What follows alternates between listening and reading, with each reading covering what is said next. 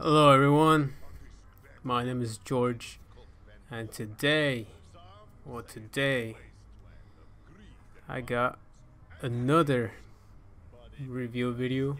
We're gonna call these again the Chaos Reviews, and this time we'll be focusing on um, Borderlands 3. The game came out this month. I want to say about 2 weeks ago, and it's the game I've been pretty much been stuck on the past since it came out. Since I would say a day after release, I got it, and I've been messing with it, and yeah, it's just kind of like a game I wasn't able to put down. As much as I don't really play these type of games by myself, I usually play with multiplayer. I played it solo, and I just beat the game solo about a few hours ago. So I had a good amount of gameplay in game time. So anyway, I guess we'll start with this, with me talking about what I think. So spoiler alert. Hopefully I'll learn when and where to put the spoiler alert in the video, or maybe you don't even want to see the gameplay, because the gameplay will be spoiler gameplay in terms of the story. So if you don't want to hear any of that, want to see any of that, you could just tune in to the video and listen. So I'm gonna talk about gameplay. Well, gameplay, same as Borderlands 2, with tweaked in the sense of, I mean, the obvious three distinctions I could think of will be, we'll start with the slide. Now when you sprint, you move your character with L3, and you sprint pressing L3, and now you can duck as you're sprinting, and you'll perform this slide animation. Your character sort of goes into crouching distance off the floor, so your character ducks down and is sliding, so it's continuous movement for a short duration. And I mean, no matter how if you're running down, I think if you run downhill, you do get your slide extended for a bit, but for the most part the distance traveled for sliding is fixed.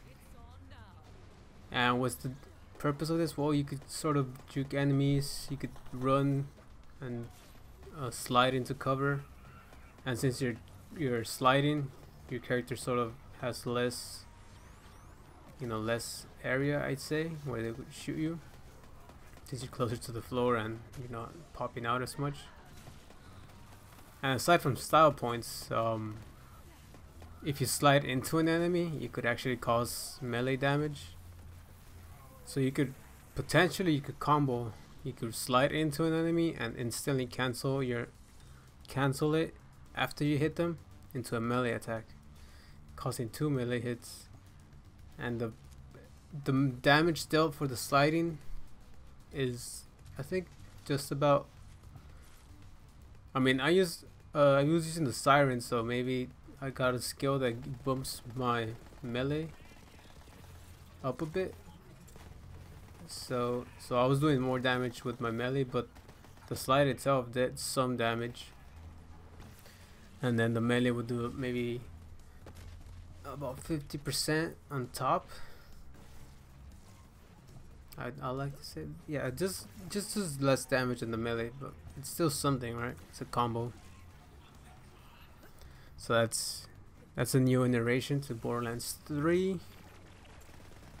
The second, I'd say, will be the ground slam, which again, now from a certain amount of distance off the floor, you could press crouch button and your character will perform a slam, causing a blast radius. Enemies within this blast radius will get damaged, and you are sort of in an animation as you perform this slam, and you cannot move out of it until your animation is done. Now this is it's just unique.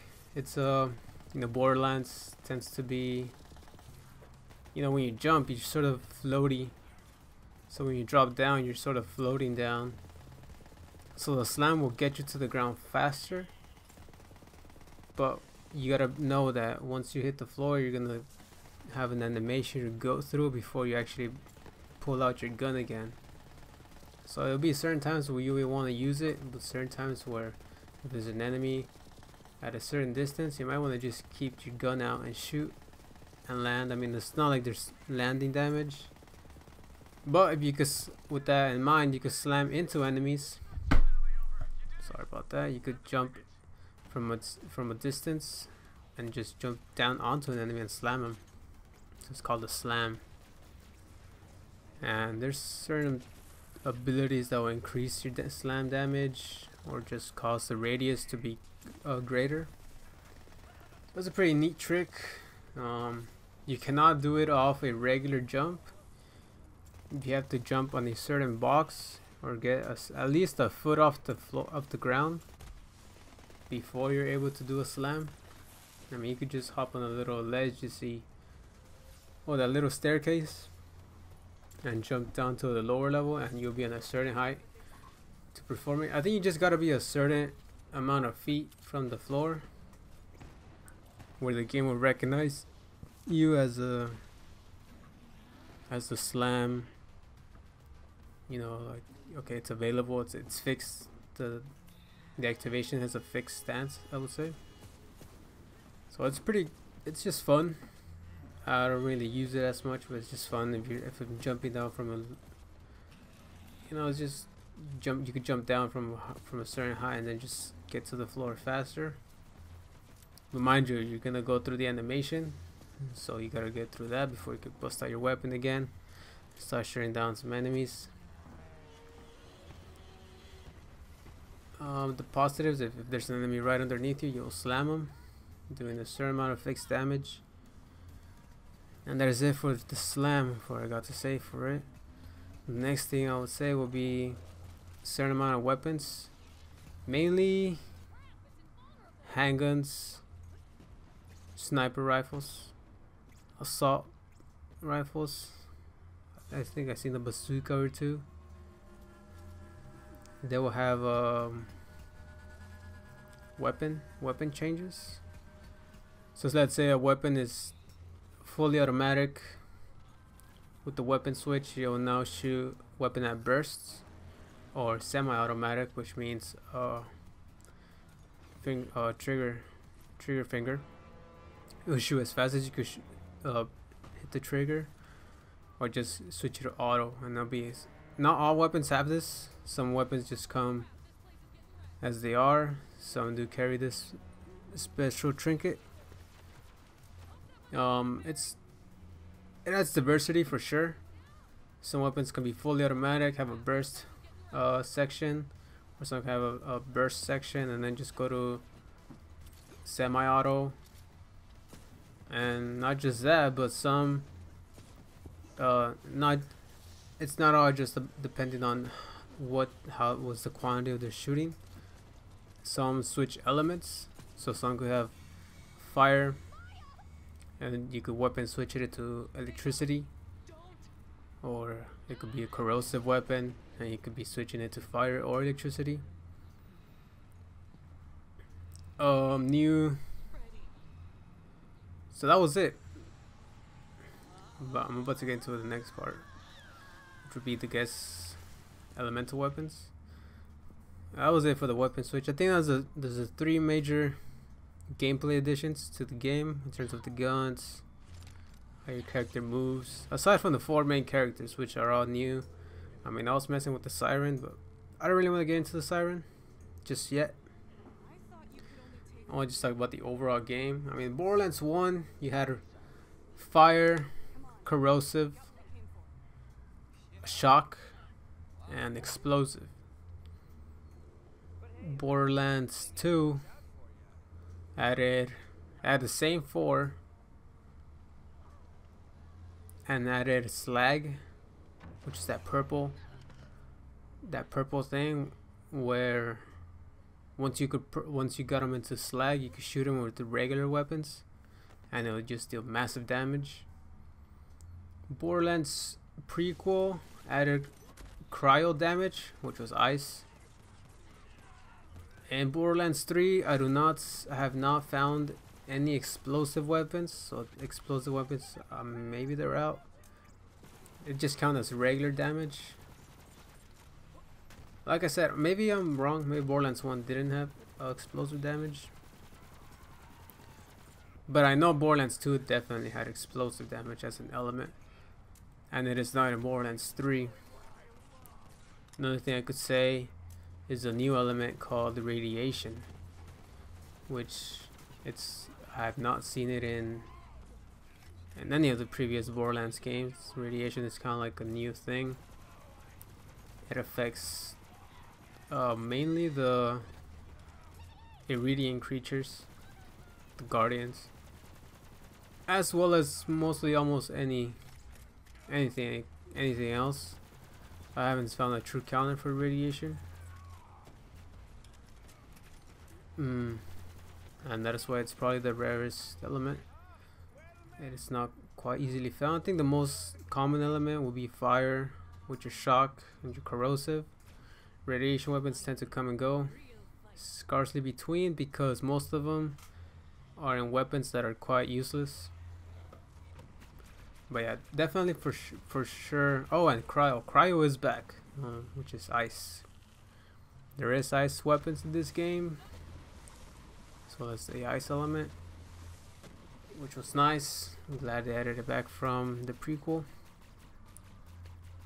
And I think that was it. That's gameplay. Now I'm gonna get into difficulty. I found it pretty good. I was never too overpowered, never too underleveled. Everything's pretty flat out, especially with the, this game's filled with side quests, so you could tune off from the main mission, which is encouraged. Tune off from the main mission, do some side quests, get some extra XP, and find, get a weapon rewards, so they can help you out on your quests. I mean, the game usually scales to your level. But that's until by the end of it, I found out that I was just a couple levels ahead of my enemies. That was because I spent a good amount of time doing most of the side missions. So I leveled up a level or two ahead from the main quest line.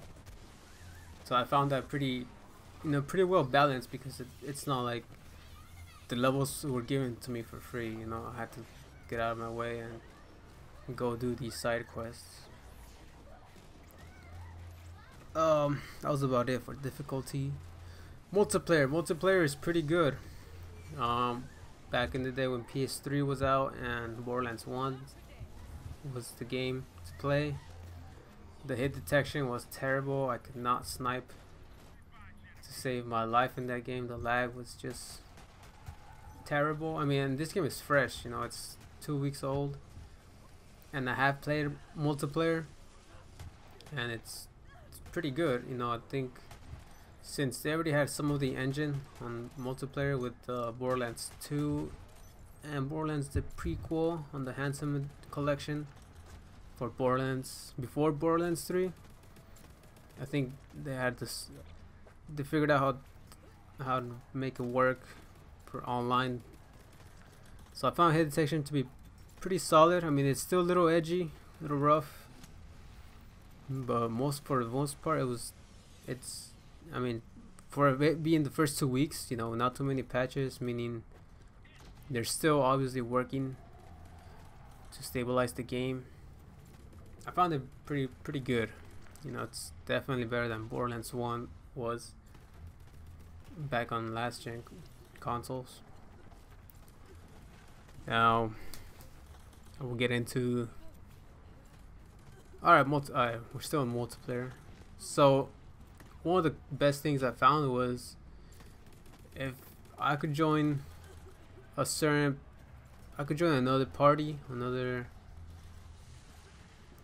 could join my friend's party, and he could be he could be a little bit behind on the quest line compared to my quest line, and it'll be interesting because I could just join his game, help him out, but at the same time, the enemies I'll be facing within his game are scaled up to my level. So it's not like I could just walk into his lobby and bulldoze through the entire area with him. It will actually be quite difficult because enemies are scaled to my level. So even with my overpowered guns, the guns I've been carrying through my regular play, which are now overpowered, they're just kind of like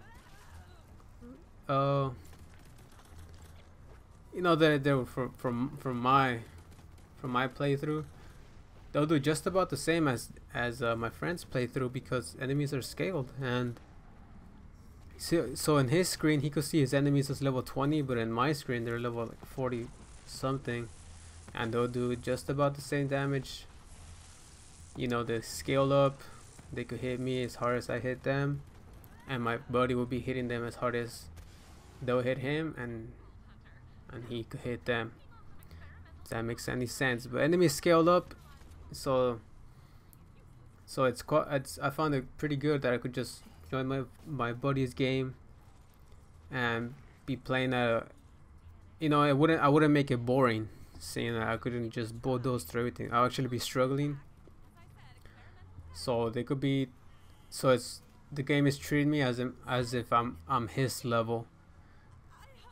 When my character's even a little higher level, it's treating me as if I'm a level right next to his, just to keep things fair. I like that very much because it was something not in the previous Borderlands games. It's something new, and I found that it works. It makes the game interesting and not boring for higher. If you want to play with friends and not having to make a new character, you could just keep your main character, and enemies will scale to you as you're helping your buddy out. So that's multiplayer. Also multiplayer, I think the last thing I want to say about multiplayer will be how my loot items, in Borderlands 2, it was a mess, man. It was a mess. A legendary would pop up at the end of the final level, and first come first serve, bro. If you saw that legendary on the floor, it would not be there for more than 5 seconds. That thing would be snatched up. As soon as it touched the floor, it was already in someone's inventory, unless it was put on the roll, but that was impossible. No one really played with the roll. Pretty much whatever showed up to the floor, that was everyone's. Anyone could take it. But now in this game, just like Borderlands 2 and I think the prequel, whenever Iridium is collected, it is added to the entire party. But now legendaries, as they drop, not just legendaries, but any weapon in general, it's kind of like, well, I don't want to say Diablo, because I think Diablo you could see some. Anyway, it's what I see in my screen. What's the weapon what the weapon drop was in my screen. It is not what my friend will see on his screen. So if there's a legendary that drops for me, it could be the same legendary that drops for him, but for him, not if he dropped something dropped for him, I wouldn't be able to see it. And that just goes for any other weapon, and not just legendary items. It could be a gun, any purple gun I see. It's something that is only for me, and the same goes for them. Everything that drops for them, it's a drop for them. The only way to trade will be to trade. If he could pick something up and then drop it, I think I'll be able to see it then, because I was able to drop a legendary and have my friend pick it up, and he was able to drop a legendary, have me pick it up. But it was not something that he saw on the when you're in game. As I found the legendary and picked it up, but he didn't see it. But he picked his own legendary up, so that adds quite a bit of the I won't say more balance and less fights when it comes to dealing with the multiplayer, giving everyone their own unique drop. So that was pretty good. I think that's the last thing I want to say about multiplayer. Story, I mean, if you keep up with the Borderlands story, Borderlands 1, you find the first vault. Borderlands 2, Phantom Jack wants the vaults, and it's up to the new vault hunters to try to take it. I don't want to talk about the prequel, because the prequel was lackluster, to say the least. It was kind of like a game I just picked up and beat it just because it's a Borderlands game, but it wasn't the game I was looking forward to. I think this one was the game I really was looking forward to, and I mean, I don't want to say it didn't deliver. It delivered for sure, but I'm still talking about it. Spoilers are up. You've been warned. Returning characters: Lily, Tannis, Patricia Tannis, Tina, Brick, Mordecai, and Zero, Maya. I did not see Axel or Axon or Salvador from Borderlands 2, nor did I see any of the prequel characters. Not that I remember any of them.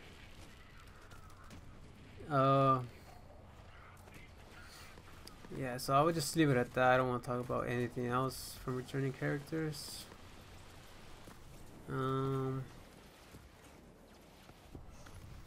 reason for that is for the story foretold in Borderlands 3 involves some of the returning characters, so it's up to you if you want to know what happens to the returning characters. I mean, hopefully, if you didn't see some of this gameplay, probably would have noticed what will be happening. So hopefully you're just listening to it if you don't want to know the ending. I believe that is it for what I want to say about the story. I don't want to spoil it. I believe it was a very good title, very good end to the trilogy.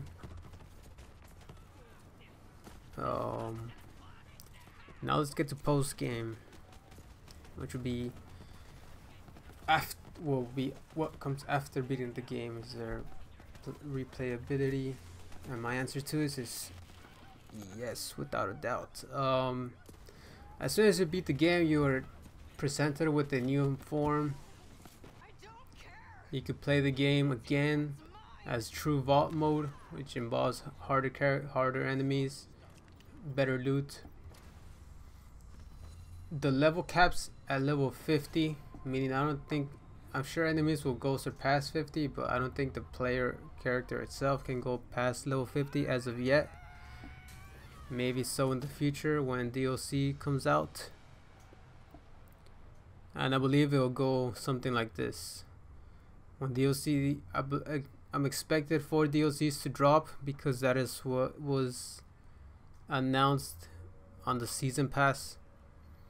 And each of these DLCs will add a level 5 cap to your character, meaning once you reach spoilers, level 50 is the cap for this game. I believe it's a gold trophy or an achievement, if you want to put it this way. Once upon reaching level 50, I don't think you can get past 50. I could be wrong, but you could always let me get back to it. Upon beating the game, you also unlock the ability to level up your guardian perks. which adds a separate experience bar above your character experience. And upon reaching the next level of this guardian bar, it will give you a chance to add percentage to your character in terms of guardian. What I mean by that is will be sort of amplifiers, to say. You can amplify your weapon damage, your reload speed, your explosive damage, recoil reduction, stuff along the lines of what Borderlands 2 and I believe the prequel had added in terms of not respect points, but the badass points, sort of like that. But now it is a different system where to get the next point you have to level up by killing enemies. And I believe in Borderlands 2 and in Borderlands the prequel, the way to level up your badass rank was to do certain challenges, not through killing enemies, which is how this game presents it now. So killing enemies not only will give you a bonus to your XP, which is your character level, it will also give you Guardian XP, which is to this new way of leveling up your character without actually leveling up your character. I think this is the reason why, although the character caps at level 50, you can still get technically stronger with percentages added to your reload speed and your weapon damage. I think that is what they would try to hold on into the future of DLC. Anyway, getting back to topic upon DLC, I believe, going back to it, I do think that once the first DLC drops, we will see level caps at 55, and will be in increments of 5 after that, meaning by the end of DLC 4, your character could potentially reach level 70. I could be wrong, but these are just assumptions, these are just post game. Do not count me on this. But it is just what I believe and what I thinking that could happen.